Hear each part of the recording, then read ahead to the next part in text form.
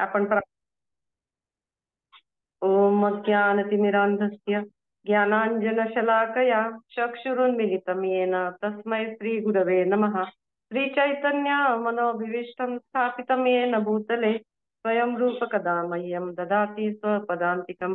वन्देऽहं श्रीगुरो श्रीयुतापदकमलं श्रीगुरुन् वैष्णवांश्च श्रीरूपं साग्रजातं सहगणा रघुनाथान्वितं तं सजीवं साद्वैतं सावधूतं परिजनासहितं कृष्ण चैतन्य देवं श्रीराधा कृष्णपादान् सहगणा ललिता श्रीविशाखान्वितावश्च। हे कृष्णा करुणा सिंधो दीनबंधो जगत्पते गोपेश गोपिकाकांत राधाकांत नमोस्तुते। तप्त कांचन गौरांगी राधे वृंदावनेश्वरी वृषभानुसुते देवी प्रणमामि हरिप्रिये। वाञ्छाकल्पतरुभ्यश्च कृपा सिन्धुभ्येव च पतितानां पावनेभ्यो वैष्णवेभ्यो नमो नमः। नमो विष्णुपादाय कृष्णप्रेष्ठाय भूतले श्रीमते राधानाथ स्वामिनीति नामिने। नमो विष्णुपादाय कृष्णप्रेष्ठाय भूतले श्रीमते भक्तिवेदांत स्वामीति नामिने। नमस्ते सरस्वती देवे गौरवाणी प्रचारिणे निर्विशेष शून्यवादी पाश्चात्य देशतारिणे। जय श्री कृष्ण चैतन्य प्रभु नित्यानंद श्री अद्वैत गदाधर श्रीवासादि गौर भक्त वृंद। हरे कृष्ण कृष्ण कृष्ण हरे हरे हरे राम राम राम हरे हरे। हरे कृष्ण। गीतामृत मालिकेमध्ये सर्व मैत्रिणींचे अंतःकरणपूर्वक पुनश्च स्वागत आहे। खरं तर आजचा श्लोक आपल्या तुलसी माताजी देणार होत्या, परंतु त्यांना काही अडचण असल्याने त्यांनी मला आज्ञा केली आणि त्यांच्या आज्ञेचं पालन मी आज करत आहे। तर आपल्याला खरं खूप छान संतवाणी ऐकायला मिळाली असती 8व्या श्लोकाबद्दल, परंतु आता त्यांच्या आज्ञेचं पालन म्हणून भगवद्गीता अक्षर ब्रह्मयोग 8वा जो अध्याय आहे त्या 8व्या अध्यायातल्या 8व्या श्लोकाचं विवेचन आता आपण करत आहोत। तर काल माताजीने खूप छान पद्धतीने भक्ती योग आणि कर्मयोग याच्यातला फरक सांगितला संधी शक्ती माताजींनी। तर आज आपण बघतोय की भगवंत ना स्मरणावरती वारंवार भर देत आहेत। ते असं सांगत आहेत की अंतकाळी जो भगवंताचे स्मरण करतो आणि ते किती आवश्यक आहे, तर भगवत स्मरण किंवा कृष्ण स्मरण येणे ही मनुष्य जीवनाची परिपूर्णता आहे। आणि अंतिम जे गंतव्य आहे गोलोकधामाची प्राप्ती, त्याच्यामध्ये प्रवेश मिळवण्यासाठी कृष्ण स्मरण अंतिकाळी अत्यावश्यक गोष्ट आहे। तर अतिशय महत्वाचा मुद्दा हा आहे मैत्रिणींनो की जीवनभर श्रीकृष्णांच्या चिंतनामध्ये राहणे, त्यांचं स्मरण करीत राहणे, आणि ही आयुष्यभरची आपली तयारी आहे। जसं वारंवार प्रत्येक मैत्रिणी सांगत आहेत की आयुष्य हे जे आपलं जीवन आहे हे म्हणजे प्रिपरेशन आहे आणि डेथ इज एक्झामिनेशन, म्हणजे मृत्यू ही सगळं आपण जीवनभर जो अभ्यास केलेला आहे कृष्ण भावनेचा त्याची अंतिम काळामध्ये जी परीक्षा होणार आहे ते कृष्ण स्मरण होतंय का नाही याच्यावरती तो पेपर आपण पास होतोय का, ती परीक्षा आपण पास होतोय का हे त्याच्यावरती अवलंबून आहे, कृष्ण स्मरणावर। तर आपण आहे ना याच्यामध्ये हे बघणार आहोत की आपल्या आयुष्यभरची जी तयारी चाललेली आहे त्याच मुद्द्यावरती, कृष्ण स्मरणाच्या मुद्द्यावरती श्रीकृष्ण पुन्हा पुन्हा भर देत आहेत एका वेगळ्या पद्धतीने। 8व्या श्लोकात देखील ते याच मुद्द्यावरती जोर देत आहेत। तर पाहूयात आपण 8वा श्लोक। अक्षर ब्रह्मयोग श्लोक क्रमांक 8। अभ्यास योग युक्तेन चेतसा नान्यगामिना परमं पुरुषं दिव्यं याति पार्थानुचिंतयन्। एक मिनिट, माझा आवाज ऐकायला येतोय आसावरी? काही डिस्टर्ब नाही ना? हरे कृष्ण। प्लीज मेसेज करून कोणी सांगेल का?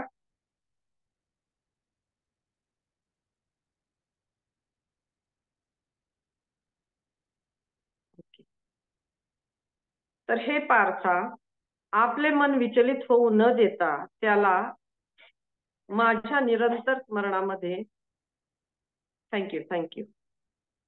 हे पार्था, आपले मन विचलित होऊ न देता त्याला माझ्या निरंतर स्मरणामध्ये युक्त करणं माझे परमपुरुषाचे जो ध्यान करतो युक्त करून माझे अर्थात परमपुरुषाचे जो ध्यान करतो तो निश्चितपणे माझी प्राप्ती करतो.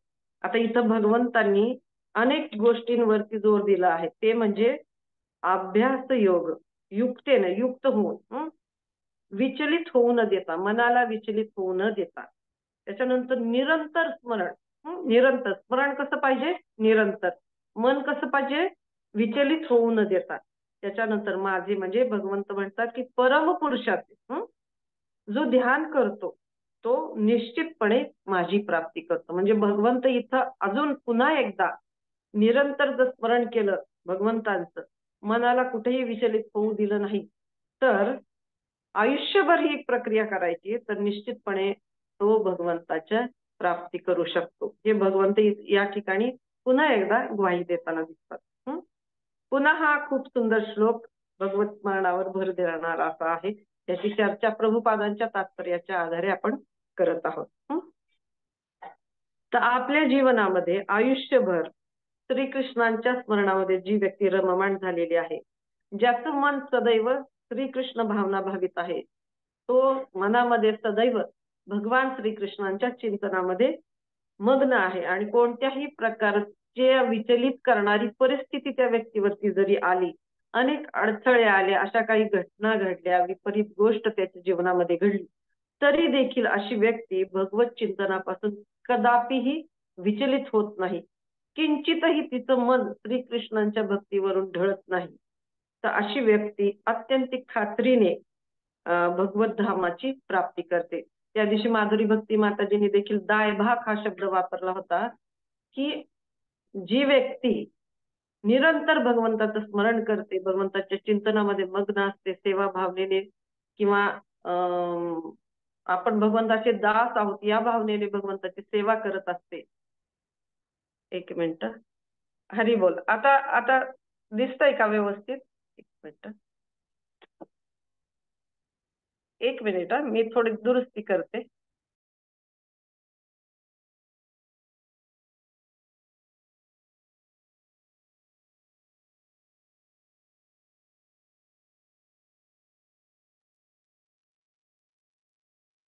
हरी बोल. आता दिसते प्रमिला? काहीतरी प्रॉब्लेम झाला.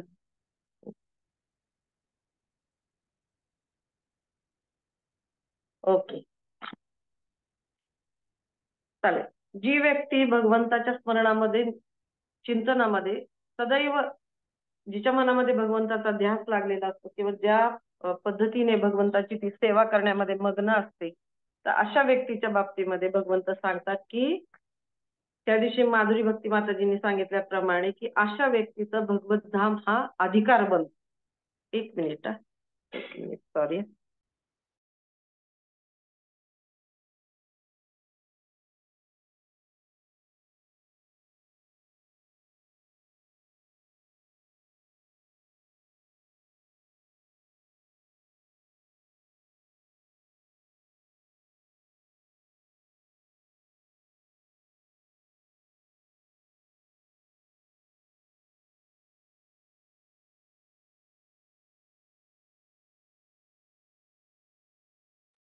सॉरी, थोडस.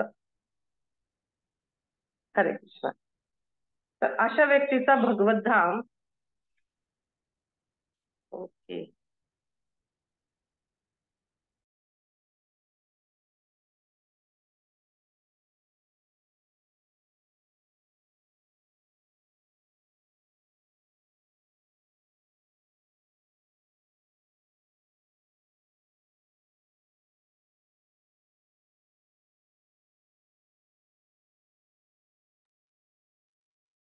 हरे कृष्ण. ऐकायला तर येते ना? मग ठीक आहे. तर अशा व्यक्तीचा भगवत धाम हा अधिकार बनतो. ज्याप्रमाणे एखाद्या पित्याचा जी मालमत्ता असते, पित्याची जी संपत्ती असते, त्याच्यावरती त्याच्या पुत्राचाच अधिकार सदैव असतो, त्याचप्रमाणे अशा भक्ताचा जो निरंतर स्मरण करतो त्या भक्ताचा भगवंताच्या धामावरती, भगवंताच्या प्रेमावरती पूर्णपणे अधिकार असतो. तर हा मुद्दा इथं खरंच महत्वाचा आहे की भगवत स्मरण करणे आणि आयुष्यभर भगवंताच्या नामाचं चिंतन करणं किती महत्वाचं आहे. हा ते काय झालंय, थोडस कलरचं काम चाललंय त्याच्यामुळे तो प्रकाश येतोय, त्यामुळे असं डिस्टर्ब होतंय खरं तर. ओके.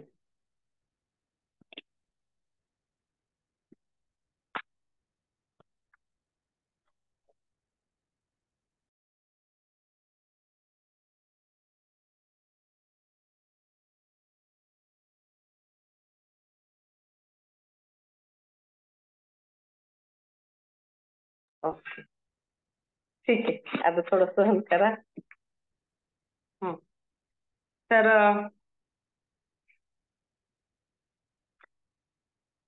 ठीक आहे. तर अशा व्यक्तीचा भगवत धाम हा अधिकार बनतो. तर आपण सदैव ह्या गोष्टीचा विचार करायला हवा, अशा प्रकारचं. Okay okay, thank you thank you. तुम्ही खूप लक्ष देऊन ऐकत आहात, त्याचा आनंद वाटतोय. ओके. तर आपली सदैव चेतना ही असली पाहिजे, किंवा आपण या गोष्टीचा विचार सदैव केला पाहिजे की माझी चेतना कशी आहे.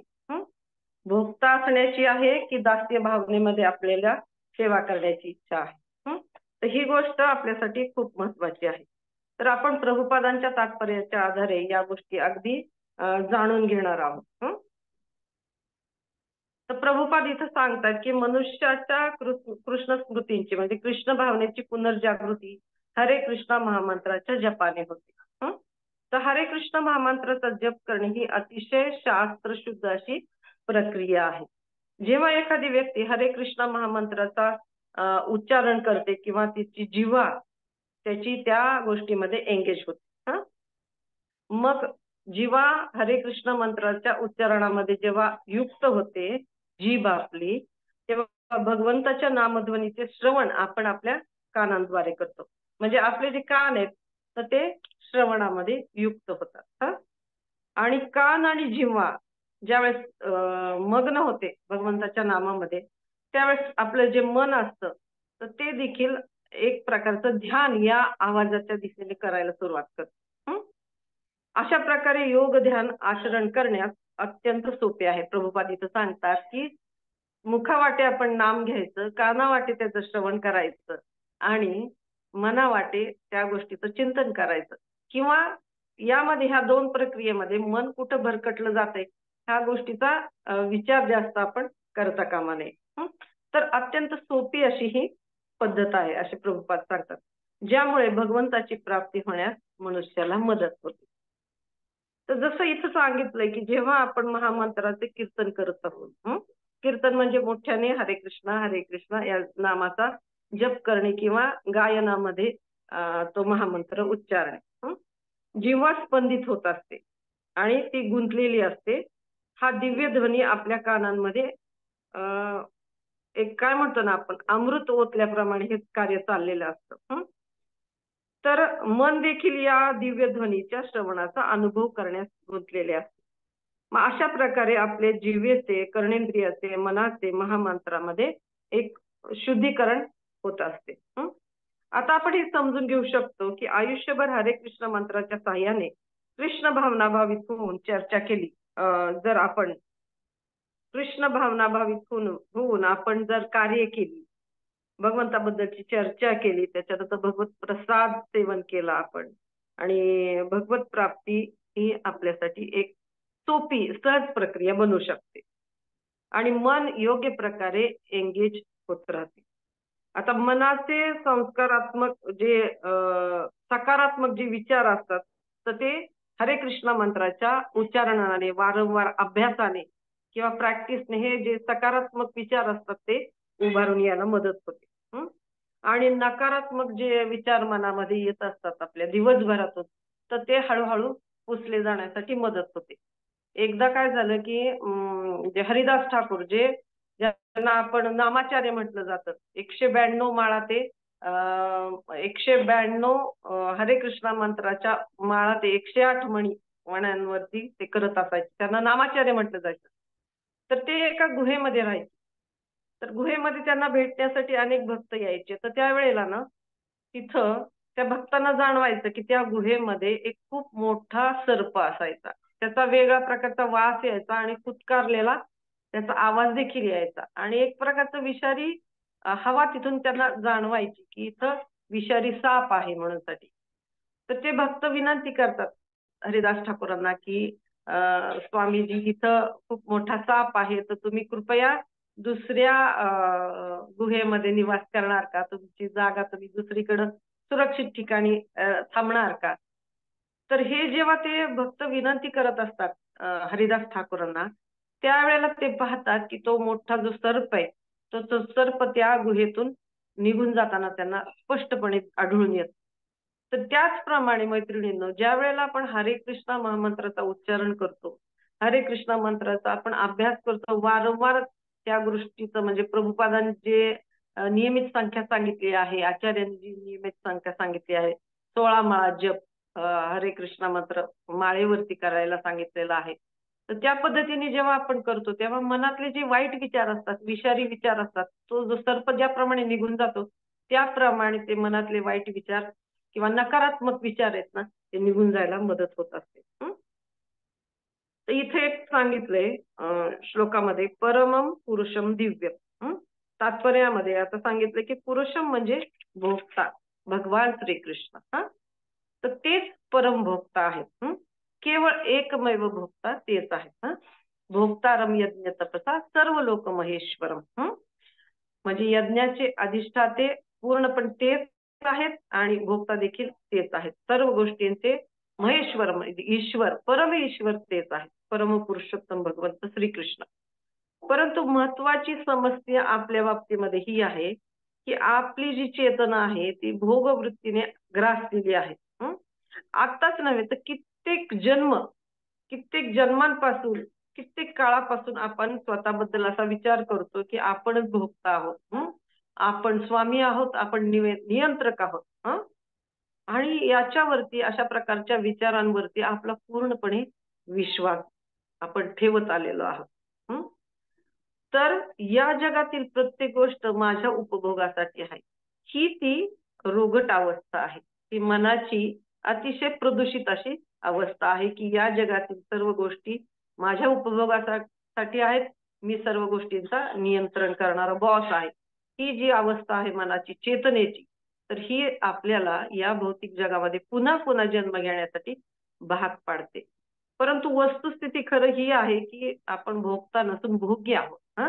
आपण स्वामी नसून आपण दास आहोत. भगवंत हे स्वामी आहेत आपले आणि आपण त्यांचे सेवा करणारे, प्रेमाने संबंध ठेवून त्यांच्याशी त्यांची सेवा करणारे, त्यांच्या संतुष्टीसाठी कार्य करणारे असे आपण त्यांचे दास आहोत. ही खरी वस्तुस्थिती आहे. आणि आपण कसे काय भोगता बनू शकतो आपण करून पहा. एका आता मागे राधाष्टमी आपली झालेली होती. मोठा कार्यक्रम झालेला होता. आपल्या अमृता भक्ती माताजी येथे प्रत्येकाला विनंती करतात की तुम्ही वेगवेगळ्या प्रकारची व्यंजने राधाराणींसाठी किंवा भगवंतासाठी घरातून घेऊन या. तर त्यांनी प्रोत्साहन दिल्यामुळे आणि सगळ्यांची इच्छा असल्यामुळे की वेगवेगळ्या प्रकारची व्यंजने आपण बनवून भगवंतांना अर्पण करायची. प्रत्येक फेस्टिवलला माताजींची प्रत्येक वेळेला विनंती असते. तर आपण बघितलं की राधाष्टमीला 500च्या वरती वेगवेगळ्या प्रकारची व्यंजने करून आणलेली होती. तर आपण बघितलं की ते तो प्रसाद खाण्याची सगळ्यांची इच्छा होती, पण तरी देखील आपण सगळ्या प्रसादाचा त्या उपभोग घेऊ शकत नव्हतो, कारण आपल्याला इच्छा असली तरी आपल्याला मर्यादा आहेत प्रत्येक गोष्टीच्या. तर त्यावेळेला जाणवतं आणि गोवर्धन पूजेच्या वेळेला तर महाराजांच्या यात्रेमध्ये 7 ते 8 हजार भोगा तिथं अर्पण केलेले असतात, पण ते आपण सगळ्याचं आस्वादन करूच शकत नाही, कारण आपण आपली शक्ती जी आहे ती मर्यादित आहे, चेतना जी आहे ती मुकलीत आहे आणि या सगळ्या गोष्टींमुळे आपण भोगता नसून आपण भोग्य आहोत. भोगता खरं भगवंतच या सगळ्या गोष्टींचा स्वीकार करू शकतात, भोग घेऊ शकतात. तर त्याच्यातून आपल्याला लक्षात येतं की आपण किती एक छोटेसे एक म्हणतो ना आपण एक छोटेसे असे जीव आहोत, भगवंतांचे अंश आहोत. आणि भगवंत हे स्वराट विराट आहे, त्यांची शक्ती महान आहे आणि आपण त्या सागरामध्ये छोटेसे थेंब आहोत. तर हा मुद्दा खरोखर आपण हृदयामध्ये करून ठेवायला हवा की आपली शाश्वत स्थिती म्हणजे आपली जी पोझिशन आहे, स्वरूप स्थिती जी आहे, तर ते म्हणजे आपण भगवान श्रीकृष्णांचे शाश्वत दास आहोत हं. तर नोकरांनी सेवा दिल्या पाहिजेत, दासांनी सेवा दिल्या पाहिजेत आपल्या स्वामींना हं. आणि भगवंतांच्या संतुष्टीसाठी त्या केल्या गेल्या पाहिजेत. या मुद्द्यावरती आपण आहे ना सदैव चिंतन केलं पाहिजे. आता हे जे अक्षर ब्रह्मयोग मधले जे काही श्लोक आहेत ना, ते मैत्रिणींनो आपण स्वतःमध्ये विचार करण्यासारखी, आत्मचिंतन करण्यासाठी आहेत, की आपली काय स्थिती आहे आणि आपण कशा पद्धतीने प्रगती करू शकतो याच्यासाठी जे मार्गदर्शन आपल्याला रोज भेटत आहे, त्याप्रमाणे आपण खरोखर तशा प्रकारच्या कृती करत आहोत का? तशा प्रकारची चेतना आपण ठेवत आहोत का? हं. तर आपण ह्या मुद्दा जास्त विचार करायला पाहिजे, की आपली चेतना कशी आहे? भोगता असण्याची आहे, की दास्य भावनेने सेवा करण्याची आहे? जर माझी चेतना अशी आहे, की मला एन्जॉय करायचंय, मला भोग घ्यायचाय, तर आपण समजू शकतो, की ही आपल्या मनाची दूषित भावना आहे. हं. जर माझी चेतना दास्य भावनेने सेवा करण्याची असेल, तर काही शुद्धीकरण आपल्यामध्ये घडून येत आहे, असं समजू शकतो आपण. मग इथं सांगितलंय तात्पर्यामध्ये, की हे भक्त हे भगवंतांचे त्यांच्या नारायण, कृष्ण, राम इत्यादी रूपामध्ये हरे कृष्णा कीर्तनाद्वारे स्मरण करू शकतात. अशा अभ्यासामुळे त्यांची शुद्धी होईल व चेतोदर्पण मार्जन आपले घडून येऊ शकते. तर हरे कृष्णा महामंत्र जो आहे, तो चेतोदर्पण मार्जन म्हणजे आरशावरची धूळ स्वच्छ करणं जसं प्रक्रिया होते, ती धूळ स्वच्छ केल्यामुळे आपली जी छबी आहे ती आपल्याला व्यवस्थित दिसू शकते. आपली प्रतिमा जी आहे ती आपल्याला चांगल्या पद्धतीने दिसते मैत्रिणींनो. अर्थात याचा अर्थ काय आहे? ती प्रतिमा म्हणजे काय आहे? ती स्वरूप स्थिती आपली काय आहे? की आपण भगवंताचे दास आहोत, भगवंत आपले स्वामी आहे.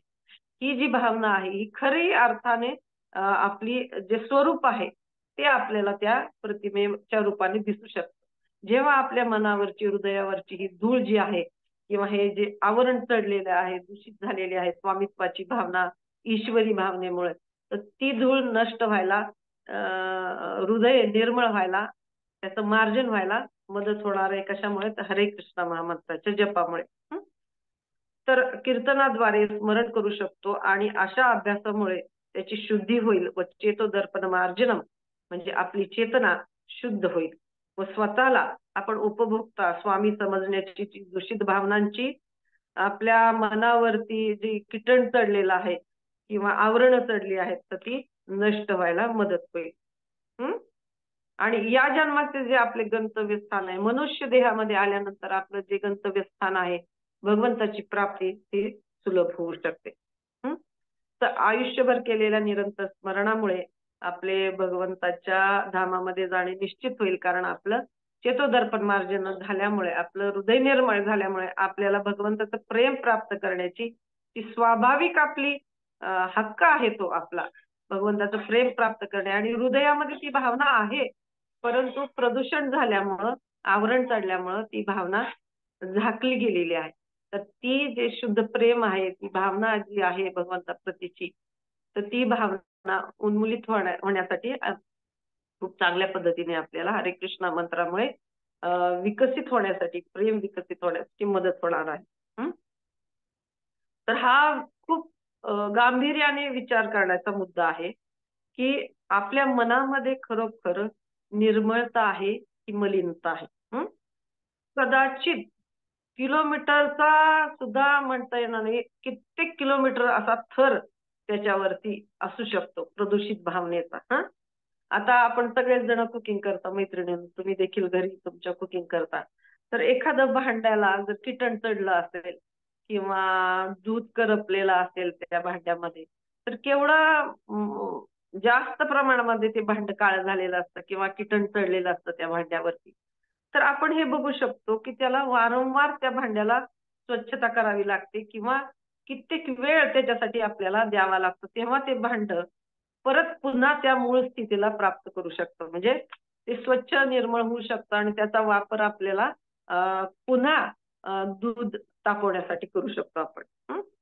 तर तीच गोष्ट इथं आपण समजून घेऊ शकतो. आज इथला तर थर आपण बघतोय, की कित्येक जन्मांची पुटं आपल्या हृदयावरती प्रदूषित भावनेमुळं, चुकीच्या भावना किंवा अनर्थांमुळं ते चढलेली आहेत. हां.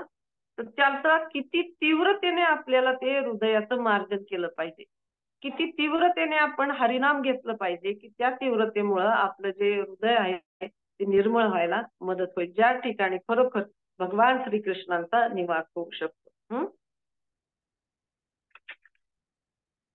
तर हे जे आहे ते निरंतर करणं, इथं या श्लोकामध्ये भगवान श्रीकृष्ण निरंतर या शब्दावरती देखील भर देत आहेत. आणि सातत्य, म्हणजे सातत्य आपल्यामध्ये त्या हरे कृष्ण मंत्रामध्ये जप करण्यासाठी असलं पाहिजे. तरच आपलं हृदय निर्मळ होण्याची प्रक्रिया ही जलद गतीने होऊ शकतं. आणि आपण देखील अंतिम समयी भगवत स्मरण करू शकतो. आणि जर प्रदूषण मन असेल, आपली भावना प्रदूषित असेल, उपभोग घेण्याची आपली इच्छा तीव्र असेल, तर त्याच गोष्टी आपल्याला अंतिम समयी, मृत्यूच्या समयी आपल्याला याच गोष्टी आठवत राहणार आणि आपली इच्छा देखील अपूर्ण राहणार. आणि पुन्हा पुन्हा पुनरपि जननम पुनरपि मरणम पुनरपि जठरी पुनरपि जननी जठरे शयनम, या अवस्थेमध्ये त्या जीवाला जावं लागणार आहे. परंतु शुद्ध हृदय जेव्हा एखाद्याचं होतं हरे कृष्ण महामंत्रामुळं, तर त्यामुळे काय होतं की अंतिम गंतव्य जे आहे भगवत प्राप्ती ते आपल्याला सहज बनून जाते.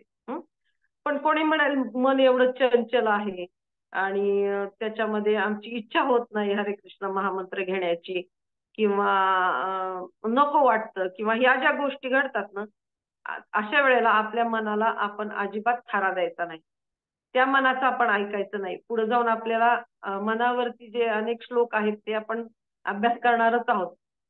पण आपण सुरुवात अशी केली पाहिजे की त्यावेळी त्या मनाला शांत बसवायचं किंवा त्या मनाकडे दुर्लक्ष करायचं. श्री तुलसी माताजींनी देखील एकदा आपल्याला सांगितलं होतं की त्या मनाला आपण बडवलं पाहिजे.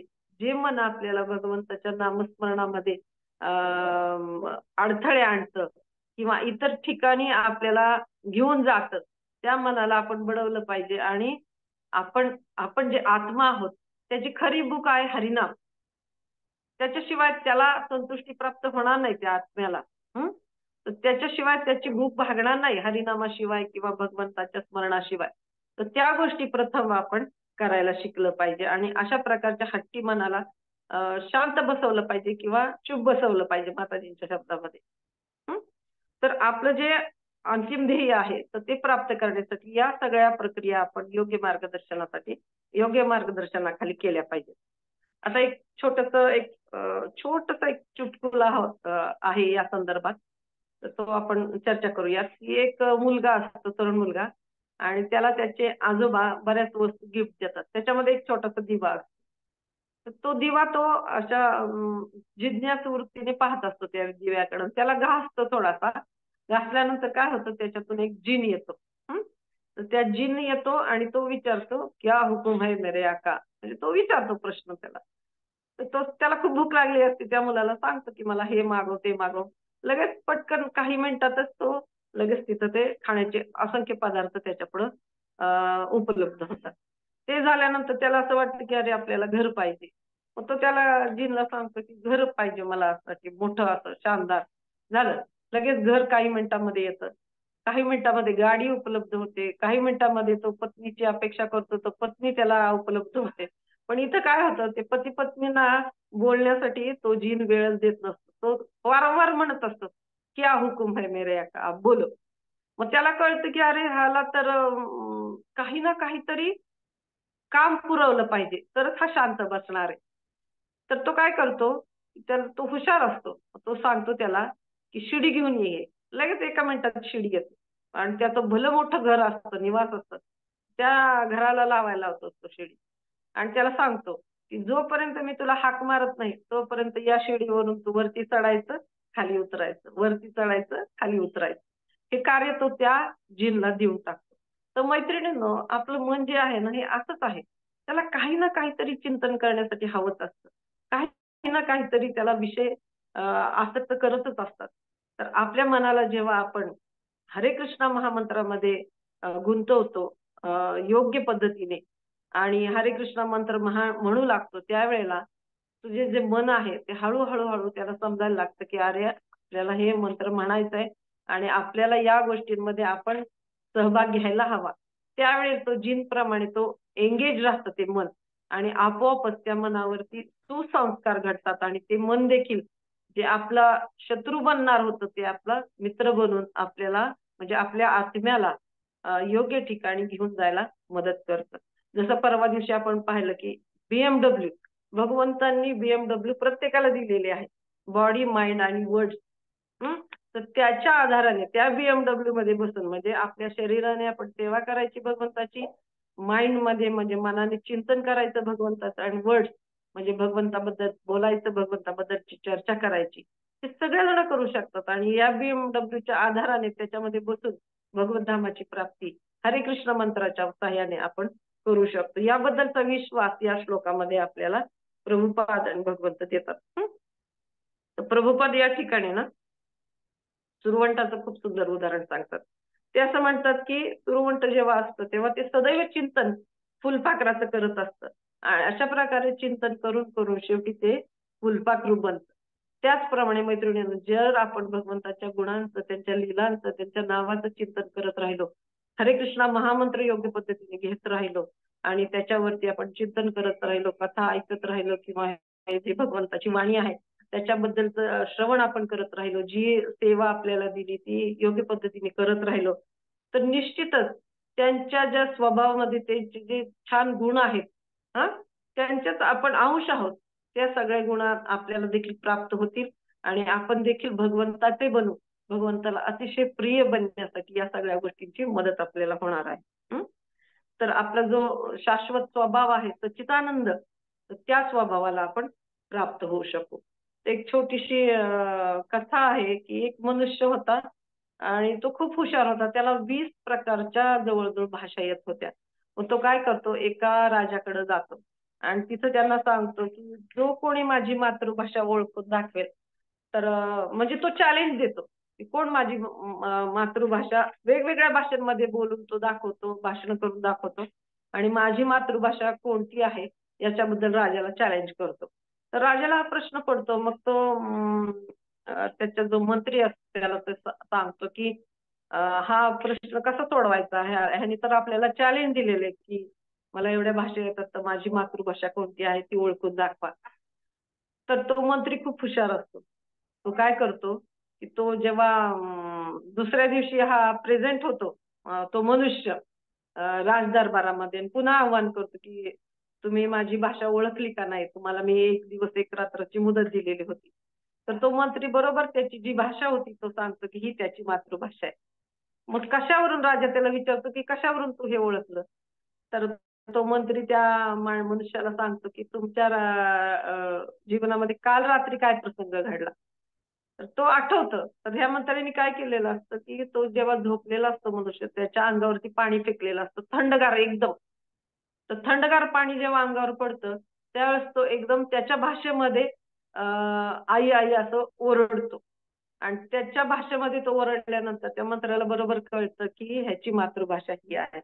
त्याचप्रमाणे मैत्रिणींनो जर आपण कृष्ण स्मरण जर आयुष्यभर केलेलं असेल, कृष्ण चिंतन आयुष्यभर केलेलं असेल, हरे कृष्ण मंत्र जर आपण गायला असेल, म्हटला असेल, जी नामसंख्या आपल्याला दिलेली आहे त्याच्याप्रमाणे केली असेल, आपली चेतना दासानुदास भावनेमध्ये जर आपण जीवन व्यतीत केलेलं असेल तर निश्चित निश्चित अगदी खात्रीने त्या व्यक्तीला कसं त्याच्या भाषेमध्ये त्यांनी त्या भाषेमध्ये त्याच्या भावना व्यक्त केल्या अचानक ते पाणी अंगावर पडल्यानंतर तर त्याचप्रमाणे आपण कृष्णाची जी भाषा आहे कृष्ण भावना आहे ती आपोआपच उफाळून येणार आहे आणि भगवंत यासाठी गुरु यासाठी आपल्याला निश्चितच मदत करणार आहेत याच्याबद्दलची खात्री घेऊन हा श्लोक आपण याची जी चर्चा आहे ती थांबवत आहोत.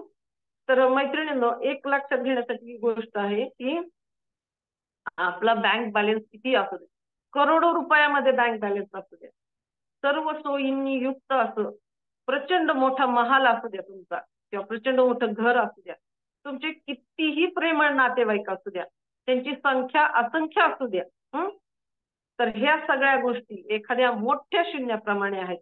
जोपर्यंत आपण भगवंताच्याशी कनेक्ट होत नाही, जोपर्यंत आपण हरिनाम घेत नाही, जोपर्यंत आपण भगवंताचं स्मरण करत नाही, तोपर्यंत हे सगळ्या गोष्टी एका मोठ्या शून्याप्रमाणे आहेत. जोपर्यंत आपण हरिनामाचा एक त्याच्या पुढे जोडत नाही, तोपर्यंत या सगळ्या गोष्टींना काहीही अर्थ नाही. तर दररोज आपण हा अभ्यास करायला हवा. जे भगवंत या ठिकाणी सांगतायत की मनुष्य जीवनाचे ध्येय काय आहे, तर भगवंताची प्राप्ती, भगवंताचं प्रेम प्राप्त करणं. तर हे ध्येय मिळवण्यासाठी माझे रोजचा क्षण कशा पद्धतीने आयुष्य आपलं कसं कारणी लागेल आणि दिनचर्या कशी हरिचर्या बनेल आणि हरे कृष्णा महामंत्र त्याच्यानंतर अनुकूल गोष्टी आपण करत आहोत का, आपण भगवंताचं श्रवण करत आहोत का, आपण भगवंतांना अर्पण केलेला प्रसाद घेत आहोत का, एकादशीचं पालन आपण करत आहोत का, किंवा उत्सव जे आहेत भगवंताचे ते आपण सेलिब्रेट करत आहोत का. तर प्रभुपादांनी खूप छान पद्धतीने आपल्याला एक जीवनशैली दिलेली आहे ज्याच्यामध्ये आपण योग्य पद्धतीने त्या प्रक्रियेमध्ये राहून आपलं जे अंतिम गंतव्य आहे भगवंताची प्राप्ती किंवा कृष्ण प्रेम ते प्राप्त करू शकतो. तर हरे कृष्णा, तुम्ही सर्वांनी ऐकून घेतला. बरंच व्यत्यय आलेला होता, तरी देखील तुम्ही इथं आहात आणि दुपारच्या वेळेला तुम्ही भगवंताबद्दलची जी वाणी आहे प्रभुवादांच्या तात्पर्याच्या आधारे ऐकून आम्हाला देखील आनंद वाटतो की तुम्ही सगळेजण एवढं अटेंड करता. तर खूप खूप धन्यवाद. तुम्हाला काही प्रश्न असतील तर नक्की तुम्ही विचारा. खूप खूप धन्यवाद. तर उद्याचा देखील श्लोक हाच आहे की भगवंताचं स्मरण करायचं असेल तर ती कोणत्या पद्धतीने केलं पाहिजे, भगवंत स्वतः मार्गदर्शन करत आहे. उद्याचा श्लोक देखील दुपारी 2 वाजता सर्व मैत्रिणीला ऐकावा. हरे कृष्णा. तर कोणाला काही प्रश्न असतील तर जरूर विचारा. हरी बोल. आशावरी अनम्यूट करता येईल का?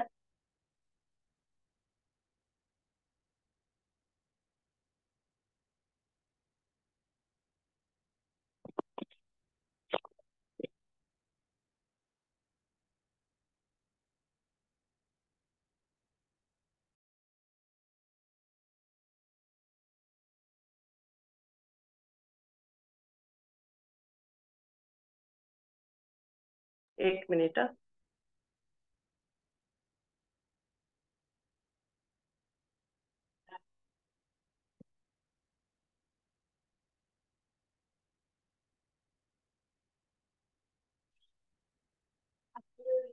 हरी बोल. आशावरी. सेकंद.